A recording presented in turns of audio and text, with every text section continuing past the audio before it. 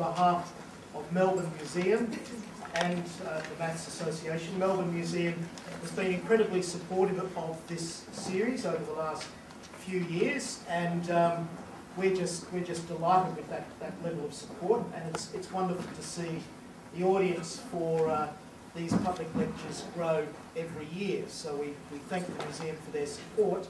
And don't forget, if you're a student or a teacher, entry to the museum is free, so don't hesitate to wander around the museum before you wander up the road to line on the street for lunch. I just would appreciate a quick favour, if you don't mind. I just want to prove that people turn up to these things. So I'm going to take a photograph of you all, if you don't mind. So I hope everybody's ready. And you can all say, can anybody think of a mathematics word that says cheese?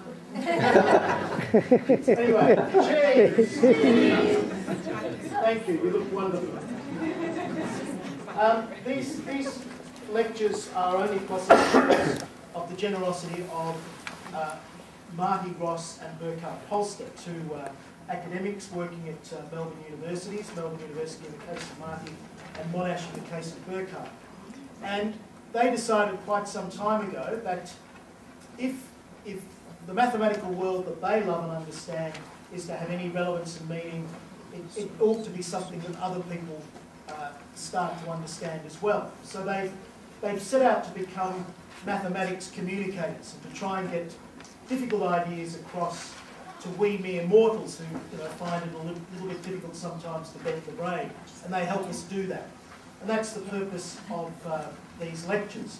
Now, the Mathematical Association of Victoria has as its mission the valuing of mathematics in society. Now, that means that we want to see mathematicians prosper and their work appreciated and valued. But our most important work is in schools. And when you think about that word valuing mathematics, the word valuing, it doesn't mean people understanding that maths is important or people even just getting their maths right.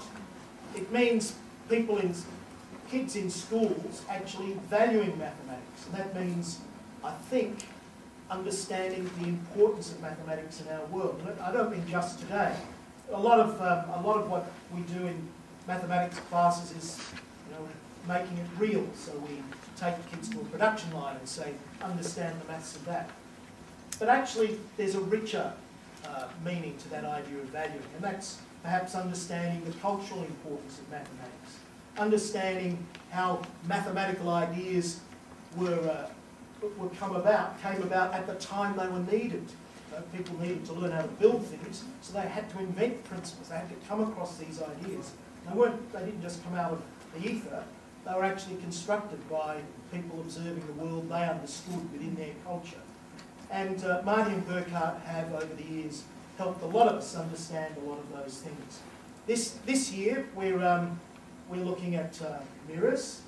We're looking at the Poincaré conjecture and its recent solution. We're looking at the joy of gambling. And I thought that's a funny thing for the maths community to be talking about, what the wonders of gambling. But in fact, the joy of gambling, from Marty's perspective, is there's no way known you can win. so he might help share some of that with you this year as well. And we're also going, for those of you who have friends and colleagues elsewhere in Victoria, we're going to be in Castlemaine and Bendigo on the weekend of the 17th and 18th of August, and sharing with schools and other people in Bendigo, Ballarat and Castlemaine some of these wonderful public lectures. So without further ado, please welcome the Mathemagician, who's going to help us look through the looking glass. Burkhard Polster.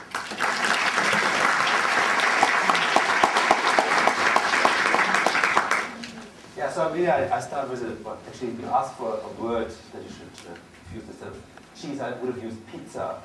Pizza is very mathematical. If you just think about it, pizza starts with pi, right? Then ZZ, which is Z squared, and an A. So if you do pizza like this to the radius Z and the height A, then you've got the volume of pizza, by the word pizza. Okay, so but you've not come here for pizza, you've come here for mirrors. So let me take you for a tour. I mean, this tour has been quite popular ever since Alice went for her tour through the mirror, right? Alice in Wonderland, a couple of 100 years, no, 100 years ago. So let me take you through the mirror here. You're here. Okay, warm exercise for you. This is supposed to be a mathematical talk section.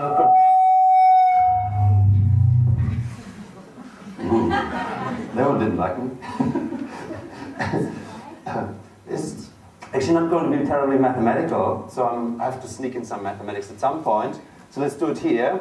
We've got a sum here, and I claim this is really correct. 340 plus 437 plus 74,813, and it's all going to add up to 43,373,414. Correct? No? Well, I tell you, this is correct. I'm going to demonstrate this. Okay, I've got a... And sadly, my pretty assistant is at home. I'm a 4-year-old. But anyway, it's have to go like this one. Okay, so what can I do to this to make it right? Well, I stand behind the mirror, and I go like this. Can you all read this?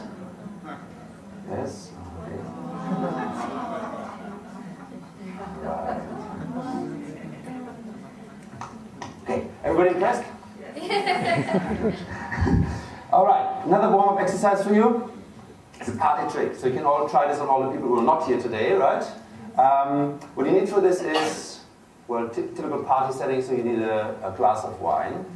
You empty it first, okay? So it's very important for this trick. You empty the glass of wine first before you try this. Then you write 2 words on a piece of paper, carbon and dioxide, all right? Now in a moment you see why it is important to empty the glass first. So here's the trick. So you take the wine glass, and you know, if it hadn't emptied it. Okay, now you look at the 2 words through the stem of the wine glass, and you see that carbon turns upside down, and dioxide doesn't. Ooh. And go back, still the same. So anybody's got any explanation for this? It obviously has something to do with the different colors we used, right? Not? Okay. So any ideas why does one turn upside down? Because dioxide is symmetrical through the line, through the middle. That's exactly it. So the letters here are really very special, right? If you flip these letters over, they actually stay the same. Right? Whereas in carbon, all those letters, except for the O, they don't do this. You can, if you don't have a mirror at home, and if you don't have a wine glass, but you have a mirror, you can also do this with a mirror. So here's carbon dioxide, all right? What I do now, first is you have to turn it 180 degrees, okay? 180 degrees, and then you turn around and hold it to the mirror. Can you all see that? So exactly the same kind of effect. So we turn it upside down. So if anybody can't see that, I mean, you might be a little bit challenged here to see these things. Can you see these things? Or shall I go slower? Better? All right, I'll do it like this. But usually I'll have my pretty assistants here, right? Okay, now for serious stuff. I just wonder, I mean, how many people actually came here today because they wanted an answer to this question here? Anybody? So not such a burning question after all. But I mean, this is a question that has been asked for thousands of years, right? Ever since anybody looked in the puddle and observed that, you know, something weird's happening here, people have been asking this question, I would assume. All right. Why do mirrors exchange left and right, but not up and down? I mean, somebody may have asked you this question. If you look it up on the web, there's about 1,000 answers to this. All more or less confusing. Some right, most of them are wrong. So I thought I might just give it a good shot and give you my answer and see whether I can convince you to the right way of looking at this. So first of all, we have to kind of make clear what we're actually asking here, right? So we've got the Melbourne Museum, and I'll just take a picture of this. So there's a picture of the Melbourne Museum here, and what I do is I hold it up to a mirror. And what I see there in the mirror is what you see there on the left side, right? So there's the mirror image, there's the original here, and the question is really about Well, we've got the top of the tree here, we've got the top of the tree there, we've got a bottom there, we've got a bottom there, so bottom stays bottom, top stays top. But when you look at the left side of the picture, that goes over to the right side. And if you look at the right side, that will end up on the left side of the picture. And why is that maybe a bit puzzling? Well, think about it, right? You've got a flat mirror, the top and bottom sides are in no way distinguished from left and right. Still, the mirror has this tendency to, you know, flip two of those things around, whereas it leaves the other two the same, right? Shouldn't it, if it switches anything, switch everything, like switch top and bottom and left and right? And, well, if there is this, for some reason, a good reason why there should only be one switched, why is up and down left fixed and not left and right? So this question kind of breaks down into maybe two individual questions. All right. Now, I made up this particular question a couple of months ago, and I thought, well, yeah, that might be a good one, but maybe the reason why you're all not interested in this question is because you all watched The New Inventors 3 weeks ago. And in The New Inventors, it's an ABC show, two of the science gurus there actually gave an answer, and I just want to show you what they had to say. Wider mirrors reverses from left to right, but not from head to toe. Alec from Pengelly in Western Australia. Modern mirrors have a layer of aluminium or silver on the back of the glass. It was a process invented back in 1835 by Justus von Liebig. But the earliest mirrors were made of highly polished metals, bronze, silver, or even gold. Mirrors seem to reverse us, turning left to right, but they don't really. Don't confuse your left and right with the mirror's left and right. When light rays strike a mirror at an angle, they come off at the same angle. So if you're standing right in front of a mirror, what lies on the right reflects back on the right, what lies on the left reflects back on the left. When this little person faces the mirror, the green glove always points to the right in reality and the reflection. Red gloves point left. But thinking of left and right with mirrors can be confusing. So let's think of north, south, east and west. Now we can say green gloves, always east. Red gloves, west. But you can reverse your image in a mirror, or rather, two mirrors at right angles. Now, light from the right bounces to the left, from the left it bounces to the right, and so in that image here, I see myself truly reversed. I see myself as others see me. So Alec, if you want to get an image in the mirror that's upside down and left to right, you'll have to stand on your head. But here's a mirror puzzle for you. Why is your image the right way around at the back of a spoon, but upside down at the front? Right. So, everybody happy with this? Well, everybody looks pretty happy, so in this case, I'd say this is the end and it's the Well, personally, I'm not terribly happy with this question, this answer. And I'll tell you in a second why I'm not happy with this. Let's just go back to, the setup that I had at the beginning. So here we've got the scenario that we want to consider. Right? I mean, maybe the person from Western Australia is asking about something like this, right? And it's a legitimate question, a question that people have been asking for thousands of years. Now, what the science guys are really doing is to say, well, it's a silly question, right? So let's talk about something else. Let's talk about mirrors. Right? But so they don't really take the question seriously as it's posed.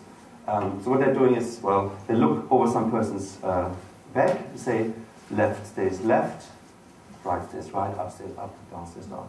So it's a perfectly valid observation. In fact, everything except one thing they say in the clip is correct. It just doesn't answer the question. So that's a bit odd. Anyway, so let me try to answer the question now. Again, right? Keep in mind what we're really asking here, right? We've got this kind of setup. We're looking at the original, the mirror image, and we're observing up stays up, down stays down, left and right get exchanged. Why is this so? All right. Now again, the pre-assistance is missing. It's terrible. So the first thing I want you to do is, have a look at this. What does it say? Mirror. All right. So when I actually hold this up to the mirror,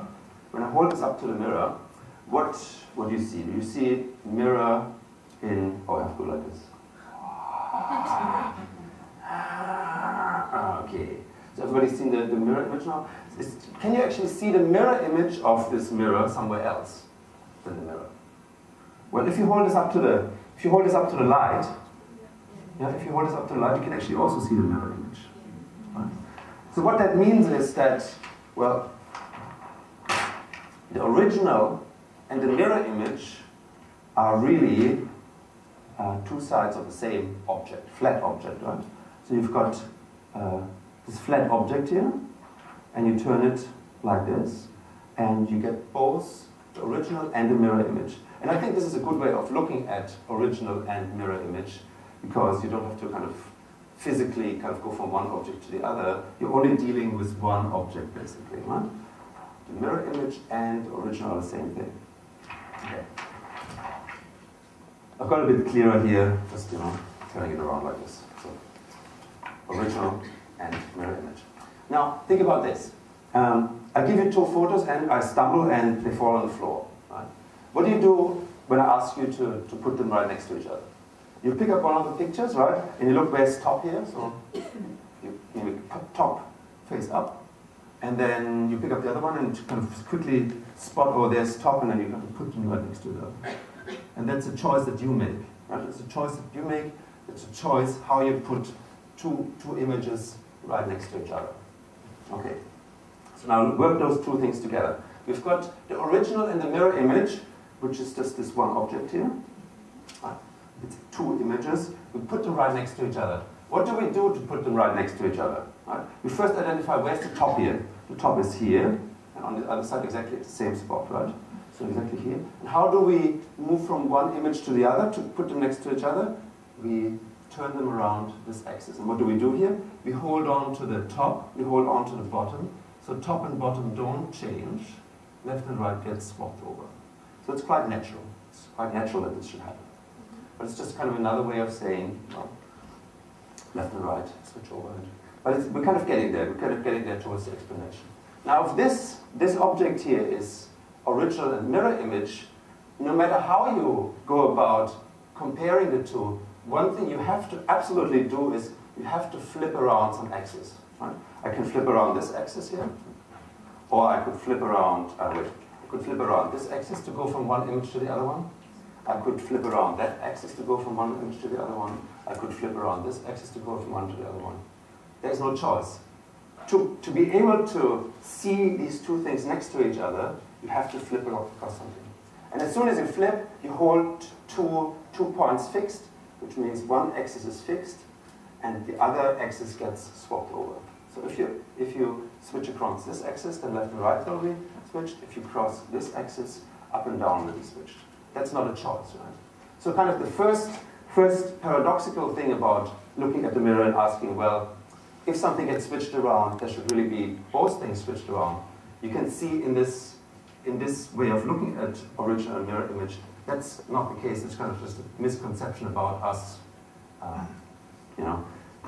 putting something into the picture that's not there. If you look at original and mirror image, you have to switch across axis. So something has to be fixed and something perpendicular to it has to be switched over. But why is it up and down that are left fixed and not something else? Well, that's really our choice. That's our choice. It's our choice of making up where's the top in this picture. We say that the top is here. If we had said that the top is here, we would have gone like this. Right? And you can also see this in another setting. Let's just imagine we're kind of in the middle of space, and we're looking at a flat object like this that doesn't have a predetermined up and down. So I've got my little daughter's hippo here, a favorite pink hippo. We're going to now look at hippo in space, okay? So hippo in space, you want to go one back? Back. Okay, hippo in space. Hippo in space approaches a mirror. Hippo in space approaches a mirror. And this object is hovering in front of the mirror, right? Now, hippo in space is kind of carrying an up and down around with it, right? So hippo in space approaches like this. So what it immediately kind of says here is, well, blue is up. Why is blue up? Because I'm up this way. Okay, and now I'm going to compare original and mirror image by flipping around like this. which means that this axis is fixed and these two get flipped around. But if Hippo for some reason approaches this object in a different direction, like so, then what you get is Hippo will say the red dot is up, the orange one is down, and then it will put the pictures next to each other so that blue and green get swapped over. So there's really two things that contribute to this effect of switching left and right and keeping up and down fixed. The first one is any way you want to compare original and mirror image, you have to flip across the axis. Okay? And the second thing is we make an arbitrary choice in what is up. So that's my personal explanation for this question. And I don't know. Do you like this better than the other one? If you like it better, good. But still, you may forget my explanation. So remember the other one. It's really good if you want to shut somebody up quickly. Right? So basically, you say, silly question. Let's talk about something else. So it's a good one to remember. This is a bit more complex. Just a little bit more involved. All right. So some people like this better. Hands, who like it better? Say you like it better, please. All right. Now, if you have a picture of something like the Melbourne Museum, you can hold it up to the mirror like parallel, but you can also hold it in various different ways. And what I've done here is I've just put the original here and put various mirrors at right angles. So there's a mirror going this way, mirror going that way, mirror going that way, mirror going this way. Right? And really, if you look at the original and the mirror image here, what you see is, well, the mirror image doesn't really change, right? This is the mirror image that we looked at before. So this mirror image here is really the same thing, just kind of, you turn this one here slightly like that. And then that mirror image is really the same as this one, it's just kind of turned upside down. So there's really only one mirror image when you think about it, just kind of turned around in space a bit. So you can look at this mirror image and mirror image original combination in various ways. Here's just the usual juxtaposition that you would do if I give you these two things separately. You just put one right next to the other, and you find this, top and bottom fixed, left and right swapped. But you also get this view quite often here, when you have like a puddle in front of the Melbourne Museum, right? And in the puddle you see a mirror reflection of something. And in fact, here what you see is the top and bottom get switched, and the left and right get left alone, right? So whatever is left here stays left, whatever is left here stays left, whatever is right here stays right. And you can again explain this. It's basically us importing our notion of what is up into the, into the setup. And then to move from one object to the other one, what we have to do is we have to flip like this. Right? So we have to flip around one axis. So these are two views of the same object, put it next to each other, and you move from one to the other by swapping across an axis, and you import your notion of what is up into it, and that leads to the effect or the question, why does a mirror exchange up and down and not left and right? Usually it is not asked, I don't know why. One version is more popular than the other one, but this one is just as legitimate. Maybe a couple of thousand years ago when people were kind of relying on looking in puddles to see mirror images, maybe they asked this question more often. But now, since we have all our mirrors mounted on the wall, the other question is taken over, right? Maybe. I mean, there's very few puddles on the wall, right? Okay. So I found this one clip on Australian TV. I found another one. My little daughter's favorite TV program is The Funniest Videos. And it's always on Sunday, so we all watch it religiously. And we found a good mirror clip in there, which shows you that mirrors can be quite confusing. I say, the standard of you dog at the palace is really dropping these days. Take a look at this latest number. He's as ugly as sin, and gets right in your personal space. Oh, and the spineless blood just scuttles as soon as you stand up to him. So that was a good clip. There was another one which was even better, with a spider. Has anybody seen the one with the spider? No. But I couldn't just feel like I should have, well, no mirrors in it, so I couldn't really. Okay. Now here's the warm-up exercise for the second part of the lecture. Wait. You have to see this.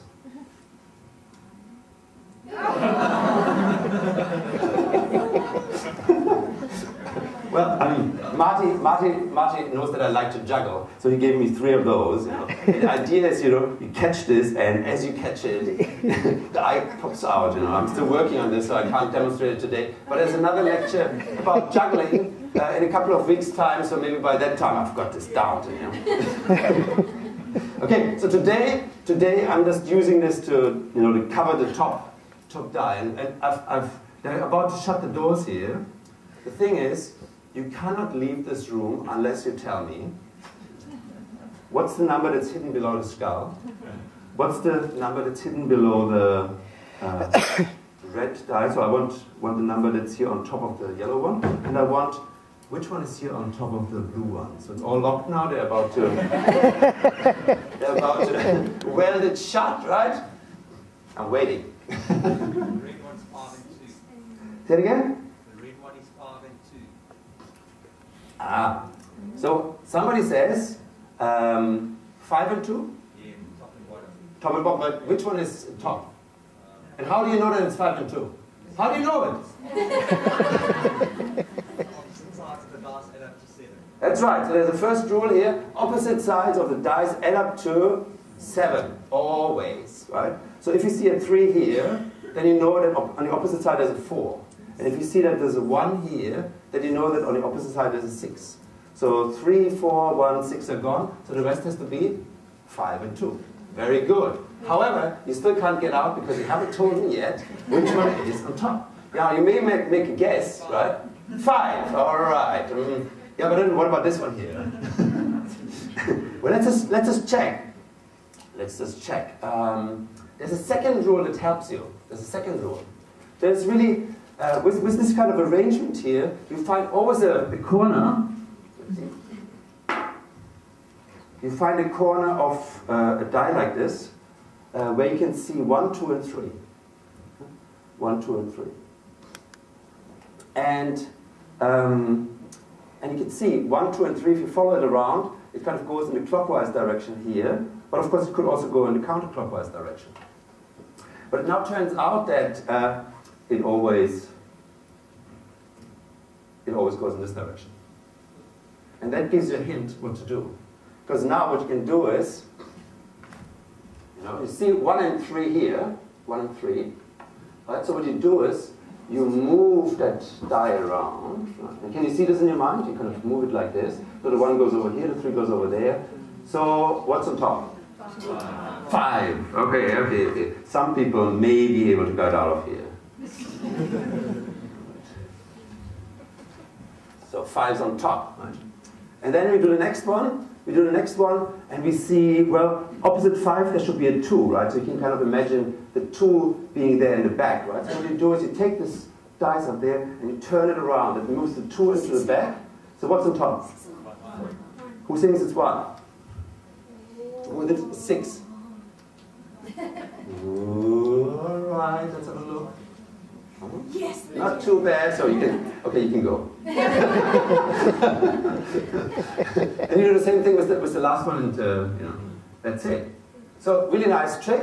You can actually play this as a kind of a magic trick. So instead of having just 3, you do like 10, and you just stack them up for you, cover the top with a coin, and you turn around and you just go. And everybody's really, really impressed, right? Yeah. Okay.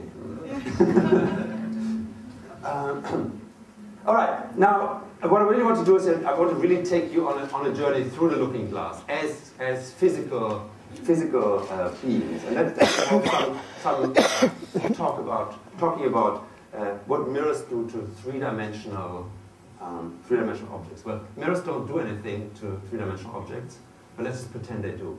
Right? So the first thing here is, this is a three-dimensional object, and this is 1, 2, and they actually mirror images of each other. So basically what I'm saying in rule 2 is that only one of the 2 possible incarnations of a die actually appears, right? So if you kind of come across the dice in nature, right? And you just pick it up and you figure out, well, which one is it? It's always going to be the counterclockwise one.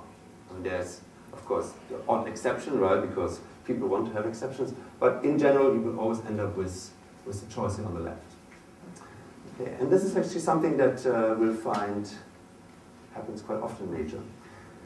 So let's say we are. Oh, this is, by the way, Lara, who couldn't make it today. This is the pretty assistant who would this is a hippo, and this is the hippo's toothbrush, okay? And both Lara and the hippo are right-handers, as you can see, right-handed, and the hippo holds the toothbrush in the right paw, right? And when you look at this other person here in the mirror, you see, well, I mean, they're both left-handers, right? Both left-handers. And you know, I really want you to imagine that this person there is there, right? So how do you turn this person here, the original, into the mirror image? We can kind of think of the mirror as a supreme commander, and individual particles in Lara's body as the troops. And the supreme commander says, on my command, you all rush towards me, straight on, right? Straight on. And you cover a certain distance, and you don't stop until you've covered the same distance on the other side of the mirror, and there you stop, right? So everybody kind of starts rushing towards the mirror, passes through the mirror, and stops at exactly the same distance on the other side of the mirror. And when everybody's done that, you actually physically see this person take shape on the other side. So that's how mirrors, if they did anything, would create a mirror image on the other side. And here we kind of go back to the science guy's explanation, what they had before. What happens here is, well, things on the left kind of stay on the left, things on the right stay on the right, things at the top stay at the top, things at the bottom stay at the bottom. But what they didn't tell you is that things in the front, like something like this here, like a particle like this, actually end up in the back. Right? So there's actually something happening. I mean, if you take this mirror, do something to three-dimensional object view, there's actually something that does get exchanged. Kind of the inside gets exchanged with the outside. What you do is you kind of take the original and kind of squeeze it through the mirror like this, right? So there's two extensions that are kind of parallel to the mirror. It's like this one and that one. And there's one that's perpendicular to the mirror. And the one that's perpendicular to the mirror, that's, you know, when you take this view, really gets switched around. And there's a kind of a funny you know, extension to what the science guy said here. If you turn the hippo around and make it go sideways, right, then the hippo's left and right is actually the direction that gets switched around. So, you know, here, front and back don't get switched around according to the science guys. Top and bottom don't get switched around, but actually the left and right do get switched around, right? So, you know, if you take this alternative view, you can actually make up things so that it gets switched around. But it's a different thing that from what I talked about before. And here, if you put the hippo on the mirror, actually the top and bottom kind of get exchanged. Okay, now we really want to get to the other side. I don't really recommend that you try this, right? Stand in front of the mirror and then somebody squeezes you through. It's kind of a painful process, which, you know, I mean, it has maybe been done, but usually you kind of end up in the flat position, right? So if, say, something falls on me and makes me flat, right? It's exactly what happens. Everything goes at right angles towards the floor, but then it's kind of, you know, blood flows out to the side. You know, so that's it, right? So, I mean, I don't really recommend this. But let's just imagine we could maybe somehow just step through the mirror like Alice does in her adventure, right? So would that be a good idea? Would it be a good place to go? I mean, there might be good real estate over there. It's really cheap, right? Like, we're running out of things here in Melbourne, so maybe you just go to the other side. Mirror, Looking Glass Land, maybe houses are really cheap there. Well, nobody can read the prices anyway, so. Okay, I have to tell you a little bit about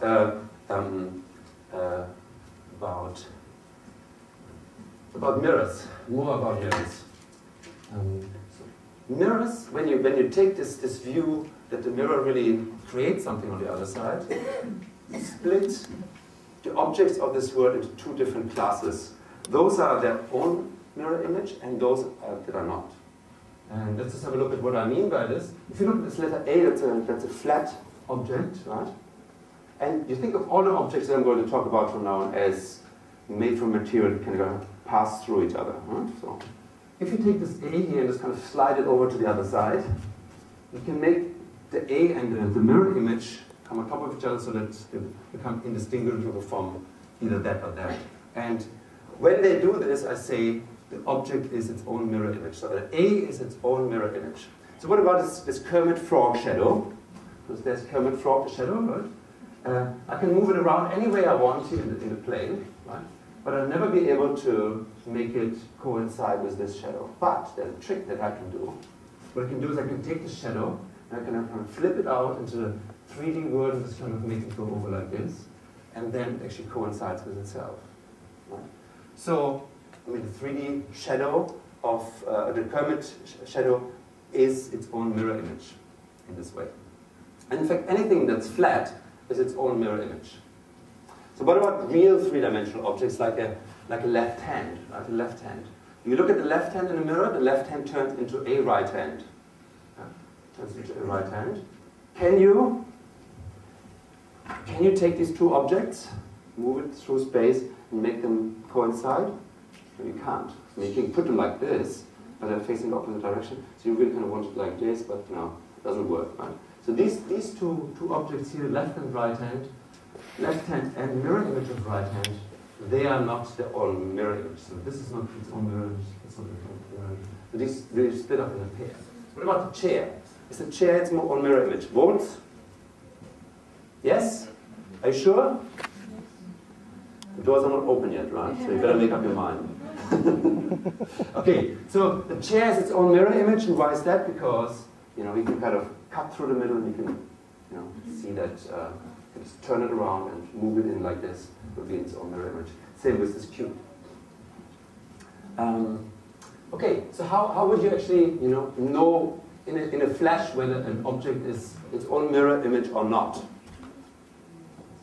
Well, if you kind of go back to this plane figure here, the A, you know, it's its own mirror image. And it's got this nice axis in the middle that kind of cuts it into two parts that are original mirror image. So if it's got an axis like this, here the same kind of thing as the chair. We can cut with a plane through the middle, and the plane cuts the chair into basically two parts that are related by the mirror. Right? So is this always the case? If you see some three-dimensional object, and it's its own mirror image, do you necessarily find a plane that kind of cuts it in half like this? What do you think? What do you think? Yes or no? Yeah? Okay, no. Got you there? Okay. So here's how you make an object that doesn't have this property, but is its own mirror image. What you do is just take two copies of this. You fold up like that. You fold up like that.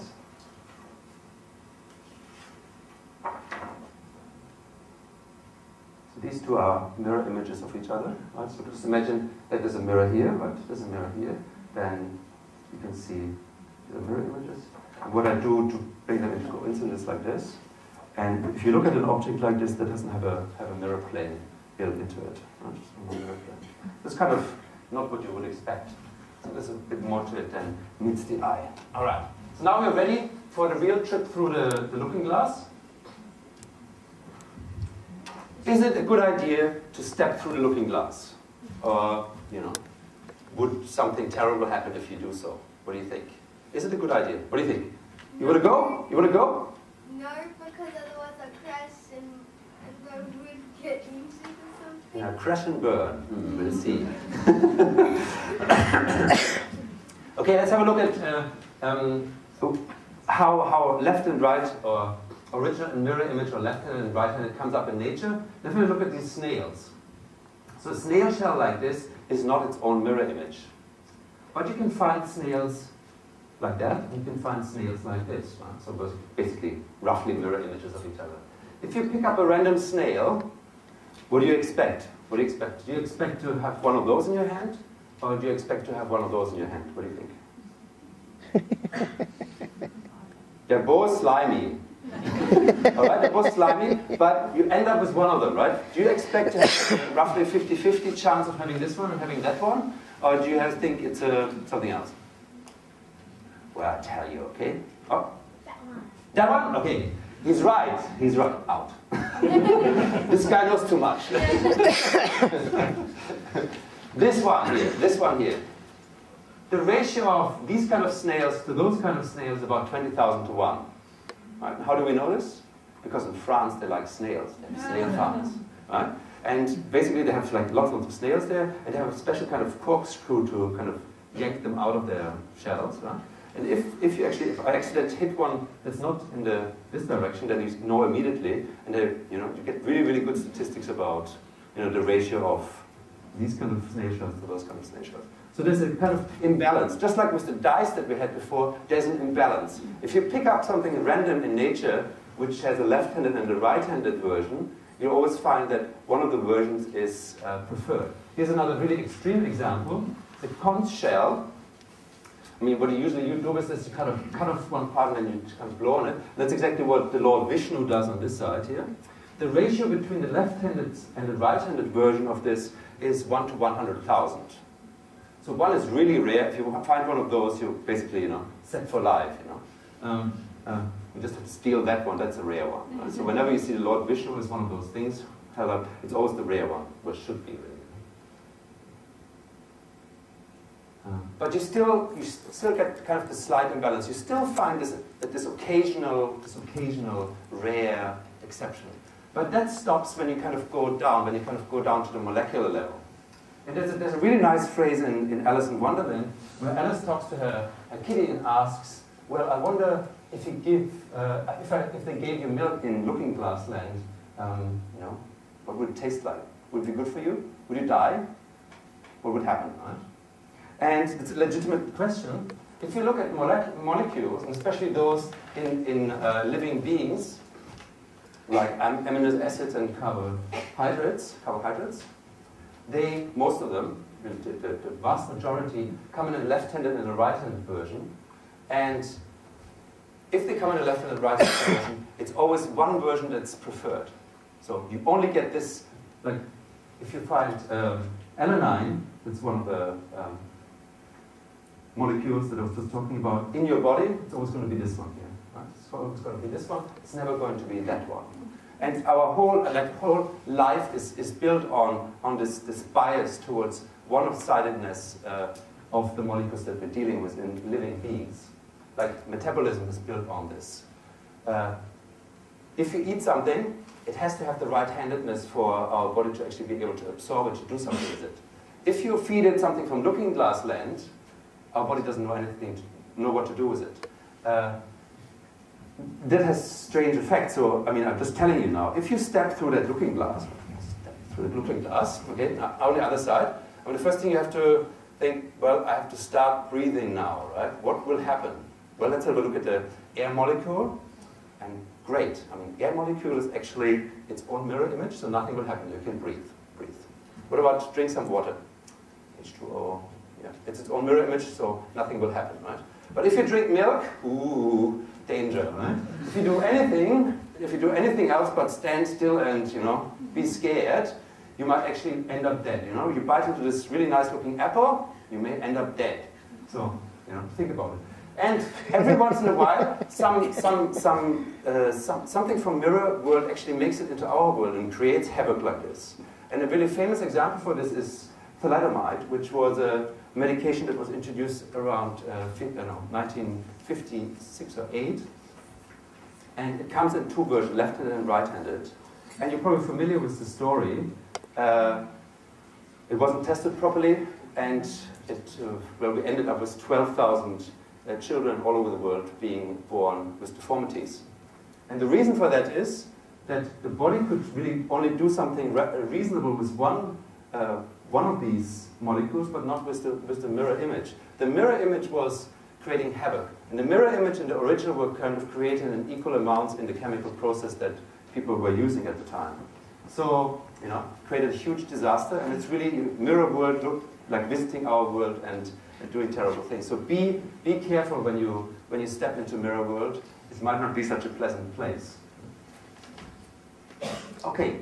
What else do I want to say about this one?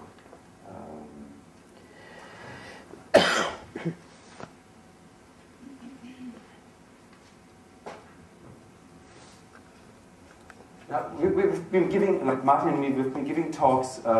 We've been giving talks here in the museum now for 6 years, and I've come across lots of things in those talks where I can actually talk about, original mirror image. And there was one last year about the mathematics of magic, where I actually talked about, this business about getting into mirror looking glass land. So it is actually possible, and we don't really know whether it's mathematically speaking, it is actually possible that we may be able to turn ourselves into our mirror images. So it may be possible that you go for a trip somewhere, right? Some faraway place. You go to a trip somewhere, faraway place like what's one of those mythical places? Say again? Oh, that's a good one, right? Lapusia, so we go to Lapusia, right? And then we come back, and then we come back reversed, right? So without knowing, by going through this journey, we may come back reversed, and then we bite into the apple and die. It might happen to you. It's not completely out of the question, and I'll just tell you why this is so. Let's just think about these flat things. So this is like a flat person. And the flat person, the natural habitat of this flat person is really kind of a plane here, right? So it's like a plane. But if the flat person can somehow figure out how to move out into the three-dimensional world here, what he can actually do is kind of turn himself upside down. So if he, for some strange reason, in the course of his journey, ends up in a place like this, he can actually go back to the beginning, mirror reversed, and be out of luck. And the same kind of thing can happen to us if our three-dimensional space has an extension to a four-dimensional space, then we might also somehow end up there in four-dimensional space and turn ourselves around. But it gets even more wicked, and I'll just show you, even if there is no surrounding space, you can actually be unlucky if the universe that you live in is of the wrong shape. So this is a strange kind of flat universe that this person is living in. If the person goes for a circular journey around this, it will actually come back mirror reversed. I'll just show you how this works. Now it's mirror reversed. I'll just turn around a bit. So now he eats the apple and dies, right? The same kind of thing is theoretically possible in our universe. If our universe, for some strange reason, links up in a strange way somewhere out there, then we may go for a trip in a spacecraft, come back to Earth really happy because our provisions are all out, bite into the next apple and die because we turned into mirror images. It's possible. So it's just one of these weird things that can happen. So various ways of getting through the mirror, right? Like straight through, not to be recommended because you end up as a puddle of blood, right? The next one is kind of like Alice, you just kind of step through. And then the third one, which is an actual possibility, it's not been excluded by physics or anything else, is that because of the shape of our universe, you can get, you can end up in mirror land, looking glass land. Okay. So just a bit of fun towards the end is more kind of heavy, This is by a friend of mine, a New York artist who makes up words that kind of incorporate mirror reflections. This is life and art written as mirror reversals. Let's just do a bit of art here. This is MC Escher here. One of MC Escher's pictures called Magic Mirror. Some writing has been edited. This is by an artist called Scott Kim. It's the word mirror written such as it's its own mirror image. So very cunning. Right? And here we've put that word into Escher's picture so that it's kind of written on the floor, right? And it doesn't extend over here as itself. You really see it extending as a mirror image. So it's kind of something very cunning here. And the magic on top kind of just extends this way of writing mirror. This is something for teachers. Who's a teacher here? So you may like this, So teach is the reflection of learn, so it's something nice. It's by the same person, Scott Kim, so the same person who made up the mirror. That's by me. So that's geometry, right? As a mirror reflection way of writing it. And then this is really a mirror. This is not like a transparent piece of glass. This is a mirror. So what you see here is not the right side of my face, but it's the left side of my face in the mirror, which kind of fills in reality like this. And this is also just I wonder why I have the t-shirt inside out, because And too late, I figured out, well, I've got this writing here, and it would kind of mess up everything, so I had to wear it inside out. There's a French artist who does a lot of nice work with these kind of games. So it's like transit, just half of written in neon, and then you see the reflection kind of completing the word here. And over there you've got Second Regard, so it's all a bit French, of course. There's one in one of the Hyatt hotels in Paris. You see this, Française? And in the mirror it actually asks, is this English? Right? Is this English? No, this is French, right? That's a very nice one by a friend in California. He's a mold maker by profession. And you may have noticed this, when you spell life backwards, you get evil. This guy knows too much. Okay, life backwards is evil. So what he's done here is he's got these really nice toys, a laser cutter. So he's taken a piece of leather and he's carved life in such a way that when you read the strip from one side, you read life, life, life, life, life. And when you read it from the other side, you read evil, evil, evil, evil, evil. And then you spun it into this nice spiral, and then kind of when things turn around, when you go from front to back, you see the life turn into evil, and then life, evil. And when you look at the mirror image of this is just a straight mirror image, things kind of turn inside out. It's a kind of very nice magical effect. See how it's going? So well. There's something else about spirals that I've noticed. If you go to, I'm from Germany originally, so we've got more churches than houses. And so you go to any of those things, right? They're all built like baroque. They all have these things in it. Altars that are framed by spirals. So if you look at a spiral like this, that's actually the mirror image of a spiral like that. Right? And when you just look at the slants of things here, kind of this column here slants in like this, the mirror image slants in like that, right? If you were to swap those two around, then of course they would both slant like that. But in all the altars that I know, except for one, everything is slanting like that. And in fact, when you have a close look at these setups, what you see is there's a nice kind of optical illusion happening.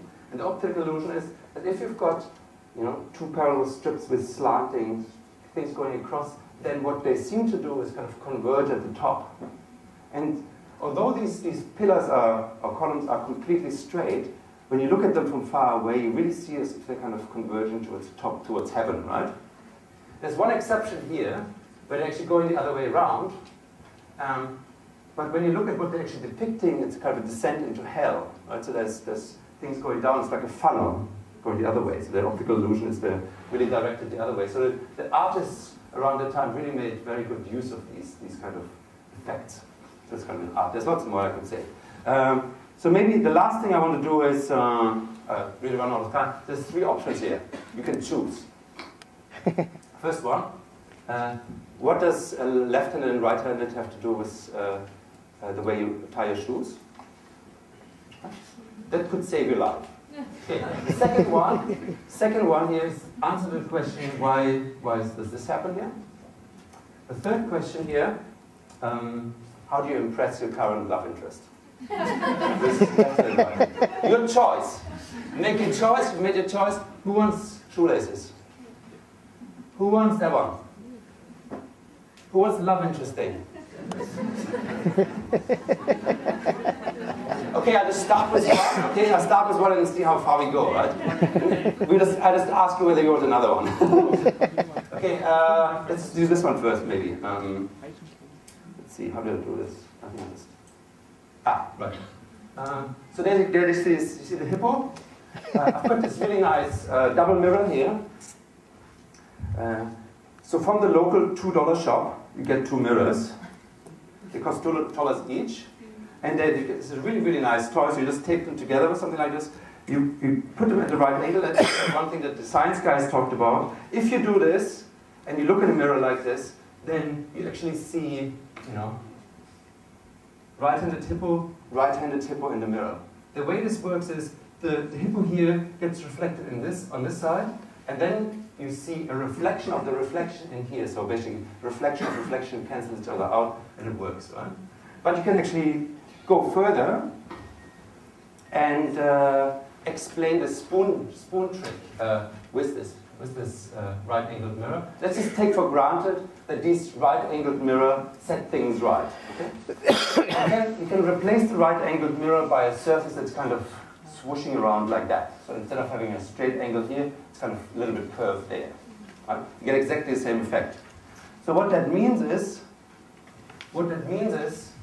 if you hold up a hand to a mirror like this, then it will really look the right side around. And of course, if you turn this on its side, then you'll see that things get kind of turned upside down. So it really gets, if you look at it like this, you can really see yourself kind of upside down. So in a concave mirror like this, what you really see here is two of those mirrors joined into one.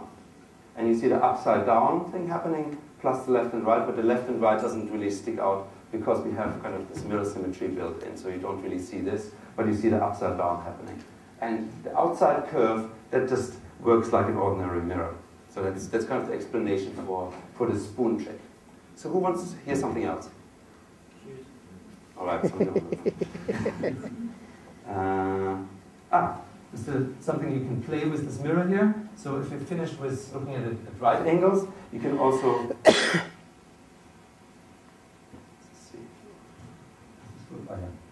so there you've got 3 aliens.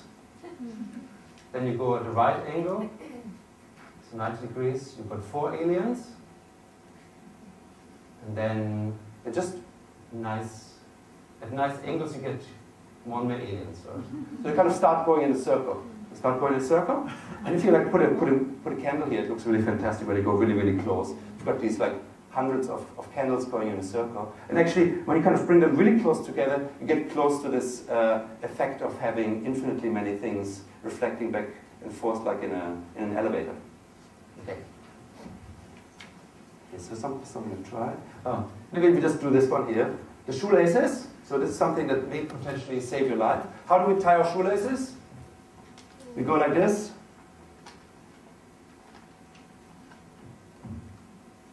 Roughly, right? Bunny ears, knot, pull. Okay, so here again, that's how I actually do it. Okay. Around like that. And now you try this at home, right? You try this at home. It's a bit of a mess here at the top. So you tie one knot, and you tie another really messy one on top. To really see what's happening here, you pull out the bunny ears, have a close look. You may end up with something winding like this. It's basically 1 half knot on top of another half knot. And actually knots come in left-handed and right-handed versions. These are 2 left-handed knots, one on top of the other. You can also change things around. So instead of going like that, you turn this into a right-handed knot. Bunny ears. Pull it out.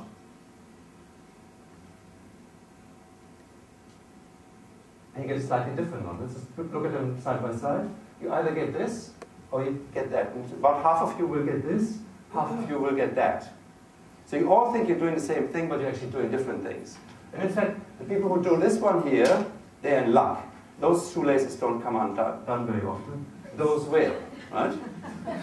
So, but what you only need to change yourself into the proper version is the first knot you tie the other way around. That's very easily accomplished. The rest, the complicated bit, you leave unchanged, right? And the next time you're at the top of the stairs, you kind of start, falling like that, right? And you remember when actually I was this one, but I was too lazy to change things around. I told you, right? Anyway, I think we don't have time for the third trick, so I'll leave it at that. And yes? When you're driving home, yeah, and you look in your rear vision mirror, that's right. All the cars behind you will be left-hand drive vehicles. That's right. They will. Just like a red-handed goes in the right side. Anyway, if you've got any questions, I'm kind of losing my voice here. I'm kind of dead anyway. So, I may have some. Do you have some time or? Time is up, I'm afraid. Time is up. Well, if you've still got questions, just come up here in front and I'll try my best to answer it. Apart from that, thank you very much. And next week is Marty on... Sure, gambling. Gambling. Next week, you learn how to beat the casino, right? Yes. That's right? Marty's an expert. He's been thrown out of the casino a couple of times, so he knows what he's talking about. Okay. Everybody here next week. Thanks.